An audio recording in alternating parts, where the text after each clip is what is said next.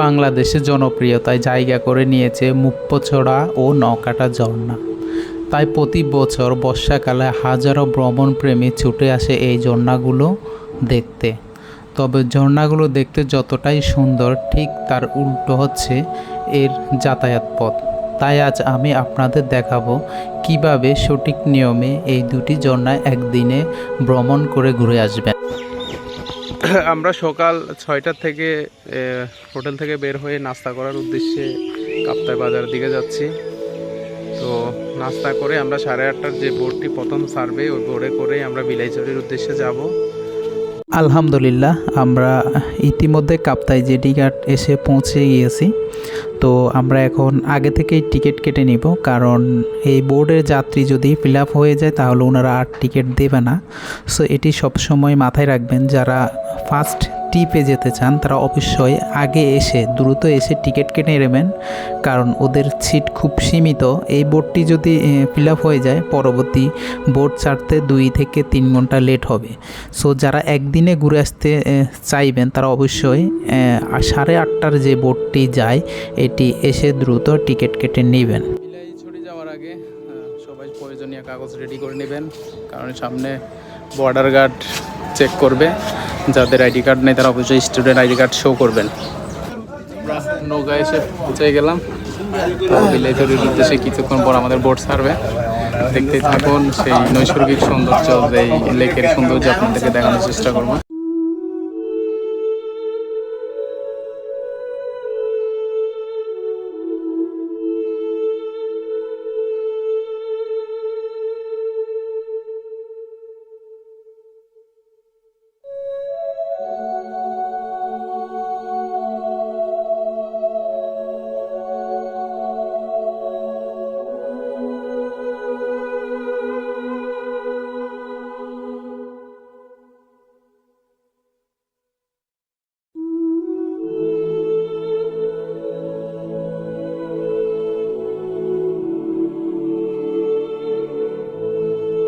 Finally আমরা বিলাইছড়ি উপজেলায় প্রবেশ করব। এখন স্বাগতম জানানোর যে একটা নিদারুণ দৃশ্য, জাস্ট ওয়াও!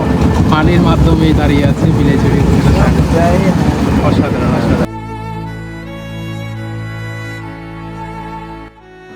বিলাইছড়ি উপজেলা প্রবেশ করার পরপরই আমরা বিজিবি ক্যাম্পে আমাদের জাতীয় পরিচয়পত্র এবং নিজের নাম্বার এবং ফ্যামিলি নাম্বার এবং কোথা থেকে আসছি, কোথায় যাব, সব ডিটেলস লিখে তাদেরকে জমা দিতে হবে। নীল জল আর নীল আকাশ, মাঝখানে পাহাড়ে ভাসতে থাকা পাহাড় দেখতে দেখতে আমরা পৌঁছে গেলাম বিলাইছড়ি নৌকাঘাটে। এই হচ্ছে বিলাইছড়ি বাজার।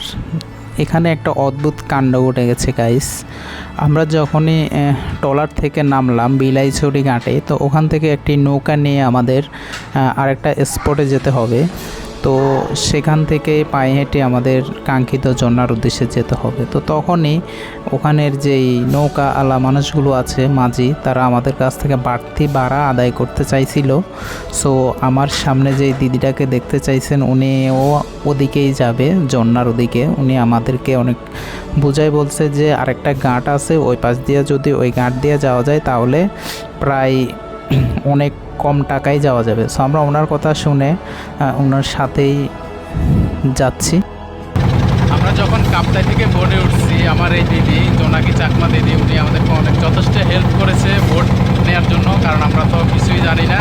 তো উনি বলছে এভাবে বললে ভালো হবে। তো উনি আমাদেরকে অনেকটা ফ্রেন্ডলি মিশে গেছে। মানে আমিও যাচ্ছি যে বেড়াইতে, ঠিক আছে, যা আপনাদের সাথে দেখা হয়েছে সেজন্য একসাথে যাচ্ছি। দিদি অনেক ভালো মনের মানুষ। তো কি বলবো, এরকম পাহাড়ের ভিতর এরকম মানুষ পাওয়া আসলে মুশকিল। আমরা নৌকা থেকে নেমে দিদির দেখানো পথে হাঁটা শুরু করলাম।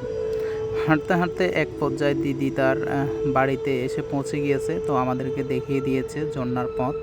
তো আমরা সে পথ ধরে হাঁটতে হাঁটতে যখন 20 মিনিট হাঁটা শুরু করলাম, তখনই আমরা সামনে নৌকাটার ঝর্ণা দেখতে পেলাম।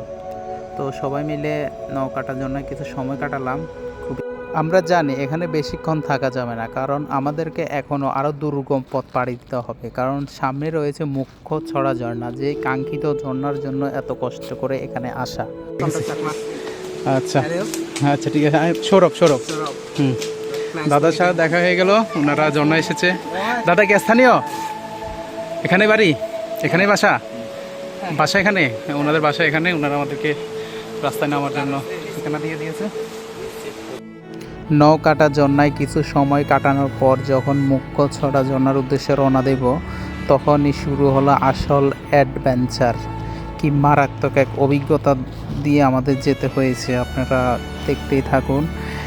যখনই আমরা নৌকাটা ঝর্ণায় আসি তখন থেকে বৃষ্টি শুরু হয়েছে। বৃষ্টির পরিমাণ এত তীব্র ছিল যে ফানিয়ে আমাদেরকে জিরি থেকে যদি একটু ভুল হয় তো ফানির স্রোতে আমরা জিরি দিয়ে ভেসে চলে যাব। সো আমাদের গাইড রীতিমতো হিমশিম খেয়ে যাচ্ছে আমাদেরকে সেফলি নিয়ে যাওয়ার জন্য। আপনারা দেখতেই থাকুন।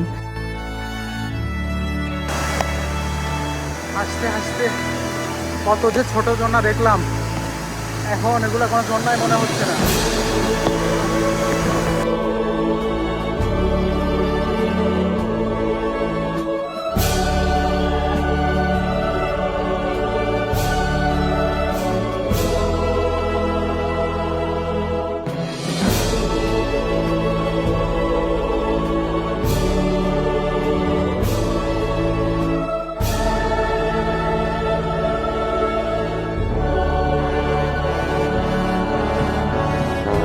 ফাইনালি সেই ঝর্ণার দেখা, ফাইনালি এত কষ্টের সমাধান। ওয়াও, আই লাভ ইউ মুখ্যছড়া ঝর্ণা। ফাইনালি সেই ঝর্ণার দেখা পেয়ে গেলাম, যার জন্য এত কষ্ট করে আসা। ওয়াও, প্রকৃতি তার সৌন্দর্য এখানে ঢেলে দিয়েছে, জাস্ট ওয়াও। যারা এসব ঝর্ণাগুলো দেখতে আসবেন অবশ্যই আগে থেকে কিছু জ্ঞান নিয়ে আসার চেষ্টা করবেন, তাহলে আপনার জন্য খুবই ভালো হবে। ভালো থাকবেন, সুস্থ থাকবেন। আবার কোনো ভিডিও নিয়ে আমি চলে আসবো এমআরপি সৌরভ। এবার হয়ে যাক পাহাড়ের গহীনের কোনো এক অ্যাডভেঞ্চারে, আবার দেখা হয়ে যাক।